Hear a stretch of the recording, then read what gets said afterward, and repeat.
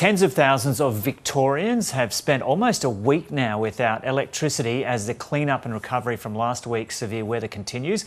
Kylie Snape is from Blackwarry in Gippsland and hasn't had power since Wednesday, and she joins us now from nearby Yarram. Kylie, g'day. Sorry to hear about your situation. Describe for us, first of all, what it was like when that storm rolled through last week, because you're right near Mount Tassie, aren't you? And that's the spot they got like 270 mils of rain. Yes, indeed. We got in our rain gauge about 282. The winds were quite frightening and scary, and being where we are, there is a lot of pine trees and pine plantations around. So it was a long night of restless night with no sleep. Yeah. And what was the damage like around your place, and did your home suffer any damage? Lucky for us, our home survived unscathed, but we have a plantation right next door to us that has been totally demolished. It looks like a tornado's gone through there. We had a neighbour that had a gum tree come down over his driveway, and just all around, it's just carnage. Yeah. It's hard to believe. And so there are kind of power lines down everywhere? That's correct.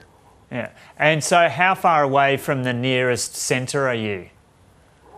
It takes us about 35 minutes to get into town, depending on the road closures and what's occurring around. And so what's it been like over the last week without power?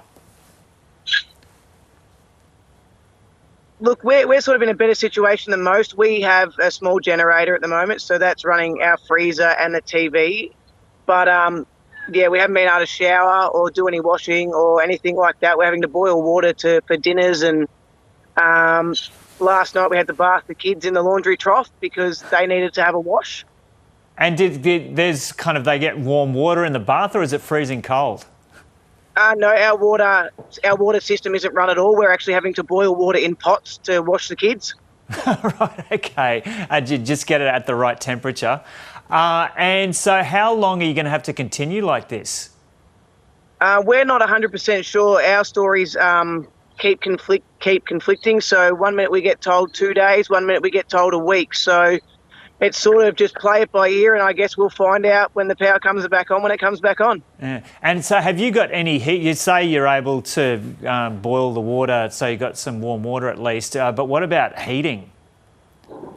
We have a wood fire that we've got the generator running the fan on, but that is our only source of heating at the moment. And how's that working in terms of keeping you warm enough?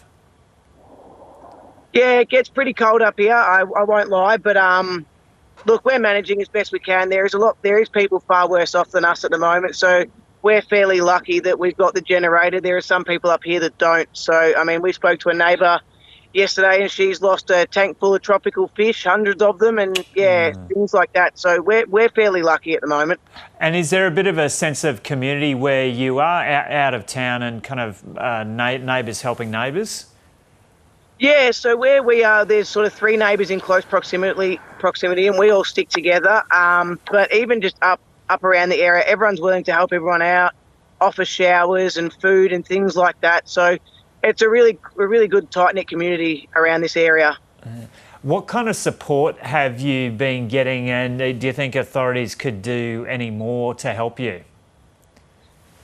Unfortunately for us, we sort of haven't really seen any power networks or anything like that up where we are. I mean, I've rang AusNet and our town doesn't seem to exist. So for us, it's just a waiting game of getting people out to do the works and to figure out what's going on. But as far as that, we're just playing it by ear. Yeah. And do you think they could do any more for you, or not? They're doing as much as they can in the circumstances? Look, under the circumstances and the extent of the damage across the whole of Victoria, I think they're doing as much as they can. And I for one can't thank the SES and all that enough for being out there doing what they're doing, 24 hours a day, 7 days a week. So, there's people a lot worse off than us, and if we've got to wait, we've got to wait. That's just how it goes. Yeah, and you'll be right with that? You're kind of adapting to it okay? Look, it's one of those situations, if you don't laugh, you cry, and, it's stir crazy, but as I said, we're in a fairly decent position at the moment because we've got the generator. But as I said, there is people that are worse off. Yeah. So you you got the kids in the park there at Yarram, have you? And is there a dog in the background? No, I've got my daughter running around on the park and she's just asking if she can do certain things. Good. And so, yeah, in a situation like this, I guess the family can get a bit closer as well because you work out how to deal with the situation, get through it. Yeah, well, I me's we're all working pretty hard together to be able to, work out the water and the kids. I mean, our neighbour's fantastic. He's been helping us out a lot, and he sort of sticks with us and we stick with him. And it's just, as a community and as neighbours, you've all got to work together to do this sort of stuff. So, yeah. Kylie, you got such a great attitude in these trying circumstances. It's been really good to have a chat to you. And, yeah, hopefully you'll be okay there for the next couple of weeks, working out how to get by without power. no, thank you very much. No, it's been great. Like, as I said, the primary school that two of our kids are in there provided them showers and lunches, and everyone around here has been really helpful. It's just, it's a waiting game now, and that's all there is to it. Yeah, and you're in Yarram now. Do you go in there for can you get a shower at a reasonable place there instead of sitting in a tub and pouring hot water over yourself? Yeah, the township have been really great. You can bring your daughter into shot as well if you like. Come right here, you'll be on the news. Hey, she's gorgeous. What's her name? This is Isabel. Hey, Isabel, I'm Joe. How you doing? Say hi. You being shot. What's it been like for you, Isabel, without the power? What's it been like without power? Has it been good or bad? Worse than ever. What did she say?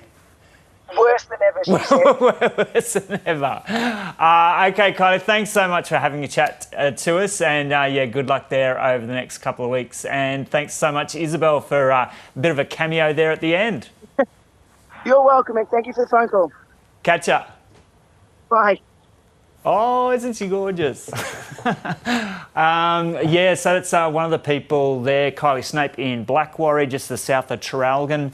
Traralgon was where there was that evacuate now order when the flooding came through. It was just downstream from Mount Tassie where they had like 280 mils of rain. And so, yeah, a number of people there are still without power and could be without power for a couple more weeks yet. But great to hear the resolve of Kylie Snape there.